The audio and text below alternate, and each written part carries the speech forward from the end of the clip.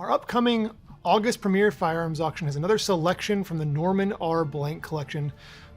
Blank's collection is full of incredible European fine firearms, including lot 1249, this beautiful 16-gauge smoothbore sporting gun from Joseph Griffin in London. Griffin was active from the 1740s all the way through the 1780s. For much of that period, he actually worked with his father up until his death in 1770, which is right around the time we believe this gun was made, based on another example from Griffin that has mounts that are dated 1770 in the W. Keith Neal collection.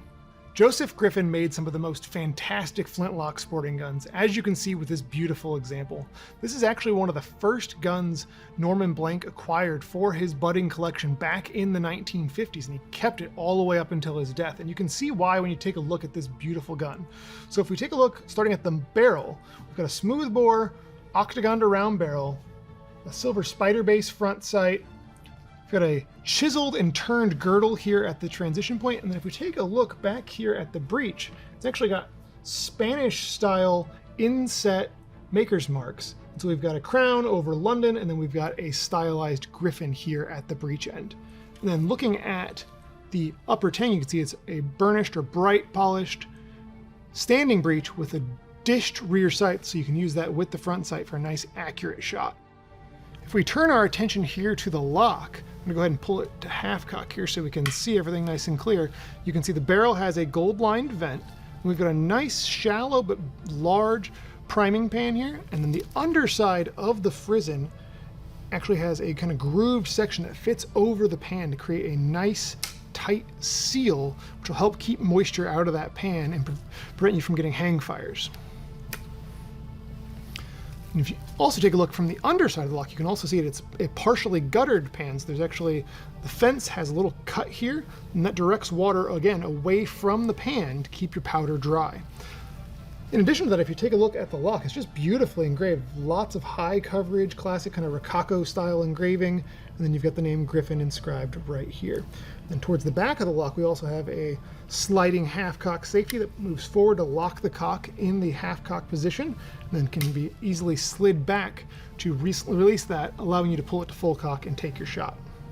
If you take a look at the rest of the gun, this is where it really shines. I mean, the lock is beautiful in and of itself, the barrel is really nice, but when you look at the way the mounts, the carving, and the inlays all work together, it's a true work of art.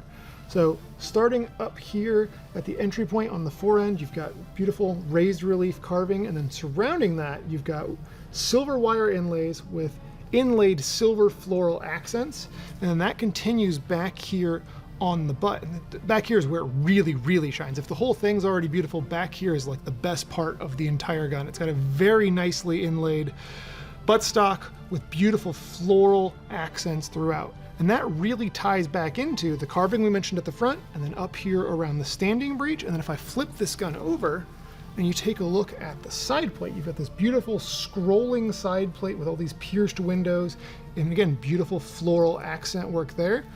The wrist escutcheon is also particularly interesting because if you take a look at it, it's got, you know, really nice shell accents, but the escutcheon itself is blank. And that led W. Keith Neal to actually believe that this gun may have been made by Griffin as a kind of exhibition piece, a show piece back in the 18th century. And then moving back from the escutcheon, if you take a look at the butt plate again has all this finely detailed work. So you've got raised relief accents up here on the heel extension, and then back here right at the heel, you've got actually two different engraved scenes. So again, more just beautiful fine details throughout, making this overall just a beautiful, beautiful example of 18th century English craftsmanship. Now is your opportunity to acquire this beautiful 16 gauge flintlock sporting gun from Griffin back around 1770. This gun was in the Burton Constable Hall collection for many years before being acquired by Norman Blank in the 1950s. And it's been tucked away for decades. So do not miss your opportunity to acquire this beautiful flintlock, as well as many others from the Norman Blank collection in our upcoming Premier Firearms auction.